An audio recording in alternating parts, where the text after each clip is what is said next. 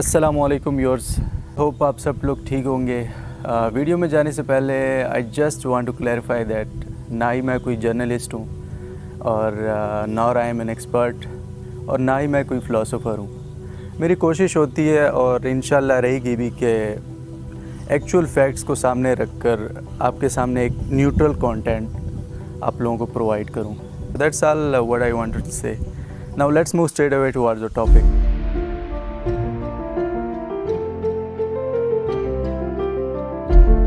सब लोग जानते हैं कि तुर्की एक फ़ेमस मुस्लिम कंट्री है, लेकिन इसे इस टाइम और भी ज़्यादा शोहरत मिली जब इसके ड्रामा सीरियल यानी कि इर्तुगरुल को पाकिस्तान के नेशनल टीवी पीटीवी पर एयर किया गया। और वो इर्तुगरुल ही थे जिसने तुर्क नेशन के लिए अपनी अलग सरजमीन का आइडिया पेश किया।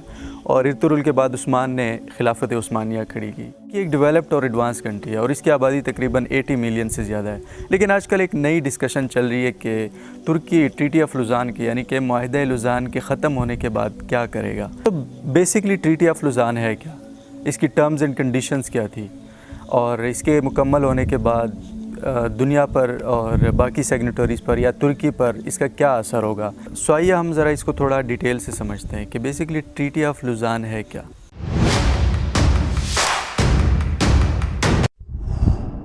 वर्ल्ड वॉर 1 में ऑटोमन एम्पायर यानी कि खिलाफत उस्मानिया सेंट्रल पावर्स के साथ मिला है, जिसमें हंगरी, जर्मनी, बुल्गारिया और ऑस्ट्रिया शामिल थे। और ये सेंट्रल पावर्स अपने एलाइड पावर्स के ख़िलाफ़ थी, यानी कि एलाइड पावर्स का एक अलग ग्रुप था जिसमें इटली, फ्रांस, बरतानिया, अमेरिका, जापान और रोमानिया शामिल थे।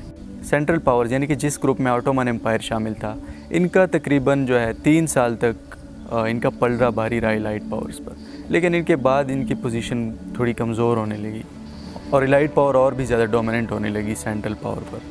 और जैसे जैसे सेंट्रल पावर्स कमज़ोर होने लगी तो इस दौरान जर्मनी ने एलाइड पावर से जंगबंदी की रिक्वेस्ट कर दी। इसके बाद ग्रेट ब्रिटेन और बाकी एलाइड पावर्स ने अगस्त 1920 में सेवरेस की सिटी यानी कि फ्रांस के सेवरेस सिटी में ट्रीटी ऑफ सेवरेस इम्पोज कर दी ऑटोमन एम्पायर पर। इसलिए इसको ट्रीटी ऑफ सेवरेस का नाम दिया गया।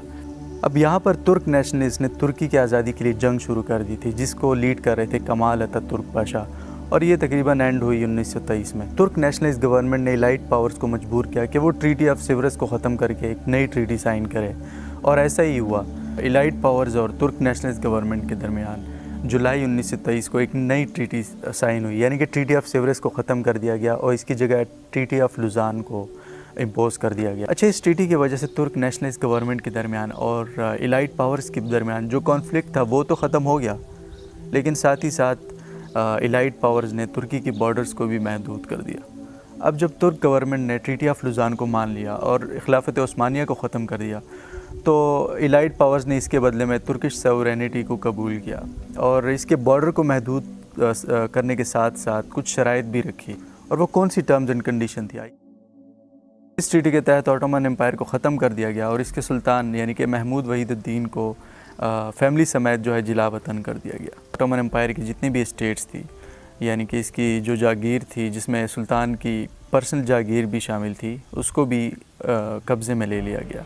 तुर्की को एक सेकुलर स्टेट बना दिया गया, यानी कि इससे इस्लामिक आइडियोलॉजी और जो कैलिफेट थी यानी कि खिलाफत का निज़ाम था उसको बिल्कुल ही ख़त्म कर दिया गया। तुर्की पेट्रोल के लिए ना ही अपनी लैंड इस्तेमाल कर सकता था और ना ही कहीं और पर जो है ड्रिलिंग कर सकता था, और इसकी ज़रूरत का जितना भी पेट्रोल था इसे इंपोर्ट करना पड़ेगा।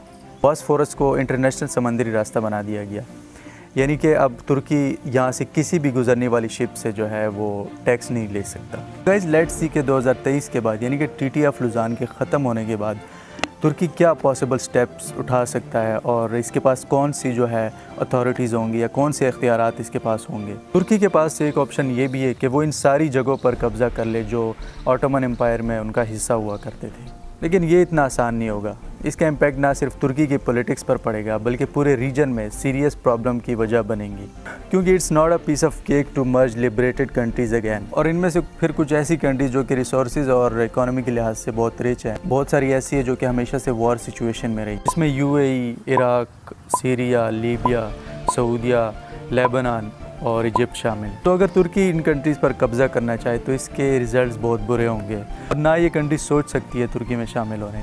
अब ट्रीटी ऑफ लुज़ान ख़त्म होने के बाद तुर्की को ये फ़ायदा होगा कि वो अपनी पेट्रोलियम मसनूआत को अपनी इकोनॉमी स्ट्रॉन्ग करने के लिए यूज़ करेगा। अभी तुर्की 1 मिलियन बैरल ऑयल से ज़्यादा यूज़ करता है और अपना सारा ऑयल इंपोर्ट करता है। बॉस्फोरस जो कि नॉर्थ वेस्ट तुर्की में एक समंदरी रास्ता है और ये एशिया और तुर्की के बीच बाउंड्री भी है। बेसिकली ये सी ऑफ मरमरा यानी कि बहरिया मरमरा को ब्लैक सी यानी दूध से जो है कनेक्ट करता है। इस समुद्री गुजरगाह से तकरीबन हर साल 4800 शिप्स गुजरती हैं, लेकिन तुर्की ट्रीटी ऑफ लुजान के तहत इनसे कोई टैक्स नहीं ले सकता। Bulgaria, Russia, Romania, Georgia, Moldova, Ukraine और कुछ सेंट्रल एशियन कंट्रीज़ भी इस समुद्री गुजरगाह को यूज़ करती हैं, जिसमें कज़ाकिस्तान भी शामिल है।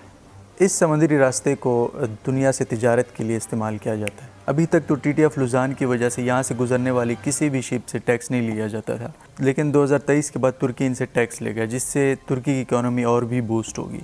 देखिए, इन चीज़ों से क्लियर हो जाता है कि वेस्ट क्यों प्रेसिडेंट तैयब एर्दोगान का इतना सख्त दुश्मन बना हुआ है।